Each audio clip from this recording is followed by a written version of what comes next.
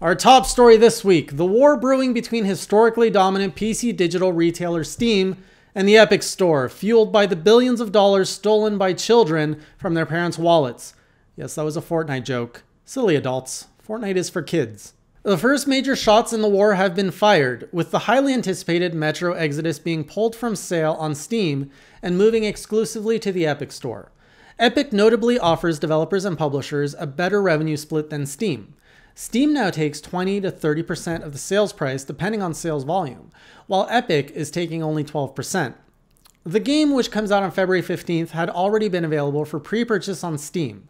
Publisher Deep Silver confirmed that these pre-orders would still be honored and delivered through Steam, but that all new sales will only occur on the Epic Store, which means Steam copies of Metro Exodus will be rarer than a good Sonic game. After the news came out, players started review bombing previous games in the Metro series on Steam. Of course, they can't review bomb Metro Exodus itself since they can't review the game on Steam. And the Epic Store doesn't have user reviews, or cloud saves, or forums, or achievements, or player profiles. Anyways, I wonder if this kind of behavior is going to make them want to implement that. See, review bombing is a bit like making fun of EA. You can keep doing it, but it'll never stop EA from embracing shady business practices or acquiring a studio only to kill it later on. Similarly, this probably isn't going to stop the pile of games for which Epic will buy exclusivity with their players' parents' money. And those 200 million players might one day grow up to have money of their own. Steam is right to be worried. After all, what does it have to offer other than its millions of dedicated users, a massive game library, more than a decade of market dominance, robust economy and marketplace, personal inventories, social profiles, cloud saves, communication systems, user reviews, badges, events, and huge sales? I mean, the Epic Store has like game screenshots, so that's cool. The Epic Games Store will also apparently have Dauntless exclusively on PC. You know that Monster Hunter-like game where you hunt monsters with a team using a variety of weapons? Kinda like Monster Hunter. But notably, here the deal with Epic Games may have an extra advantage. Epic Games was the first to undermine Sony's no crossplay policy for Fortnite, and Dauntless will have the same crossplay capabilities, bringing together players on Xbox, Switch, PS4, and PC. The free-to-play game comes out in April of this year on all of those platforms. In an effort to appeal to an older demographic, EA's Anthem released a bingo card this week to help players determine if they could play Anthem. This sets an ambitious new bar for the gaming industry, raising the now historic model of a single release date to 20. Before, players would have limited choices in how they could play a game. They'd often have to refer to the single release date and check their calendar to see if they happen to be on that date or after. While some players remain upset or confused with the new model, I say be thankful that EA hasn't thought of putting release dates in loot boxes yet. Speaking of loot boxes, Belgium slapped FIFA 18, Overwatch, and CSGO with a big no-no. The practice was deemed illegal as they are considered gambling and that publishers could face up to 5 years in prison and a fine of 800,000 euros. Or if we're talking in terms of real money, that's just under $1 million. This news comes soon after the Netherlands also declared loot boxes illegal. And let's not forget that this is a country where sex work is legal. In other words, loot boxes will fuck you harder than a prostitute. And speaking of prostitutes, GameStop can't seem to sell itself on the open market. The long, slow death of GameStop continues unabated, as the company announced that its board of directors has ceased efforts to try and sell the company, likely due to a lack of offers. The company, which has been facing decreasing revenues and margins with the rise of digital distribution, has tried numerous tactics to stop the bleeding.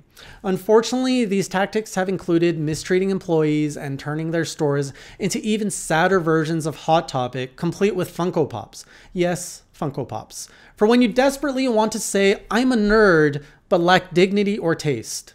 Most recently, the company had turned to trying to sell itself on the open market, but like a regular day at GameStop, it looks like no one's buying.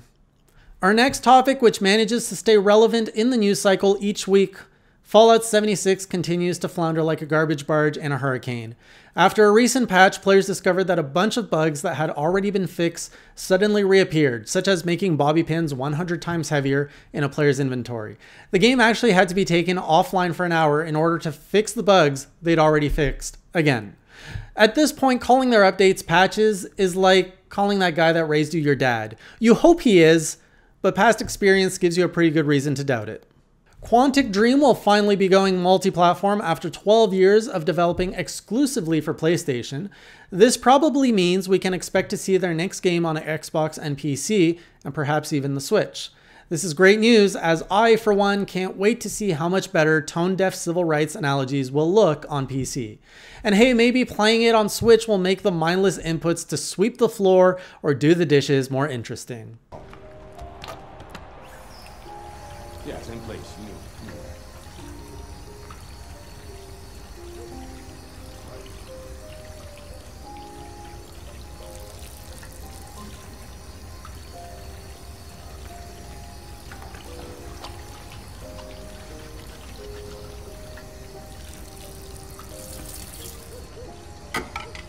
Damn it, David Cage, just make a movie already.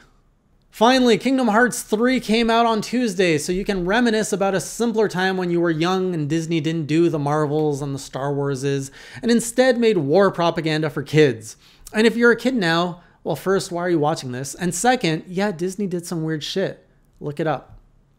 Kingdom Hearts 3 is the proper sequel to the 2005 hit Kingdom Hearts 2, because when I learned to count, it was 1, 2, 3, not 1, 2, 358 over 2, 1.5, x 2.5, 2.83. So all that other stuff just doesn't count. Although Square Enix seems to really be struggling to embrace whole numbers, as they weren't able to even kick off Kingdom Hearts 3 with a proper title screen, instead opting for Kingdom Hearts 2.9. What's so scary about the number 3, Square Enix? You're starting to sound like a self-conscious old aunt who refuses to embrace her real age. The game has been in development hell for 14 years, which means the last time I played this series, the Xbox 360 was just being announced. I was in line at the theater to watch Revenge of the Sith, and still blissfully unaware of what my then girlfriend's private yoga sessions actually entailed. And this time gap really shows in Kingdom Hearts 3, because maybe it was okay to fill a game with 80% cutscenes and 20% gameplay in 2005, when cutscenes were cool and all, but it's 2019 now. We're over that. Just let me play the game.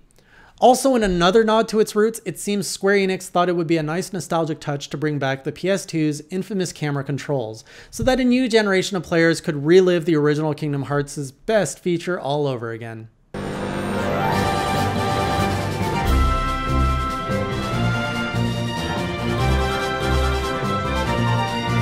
Thank you, Square Enix.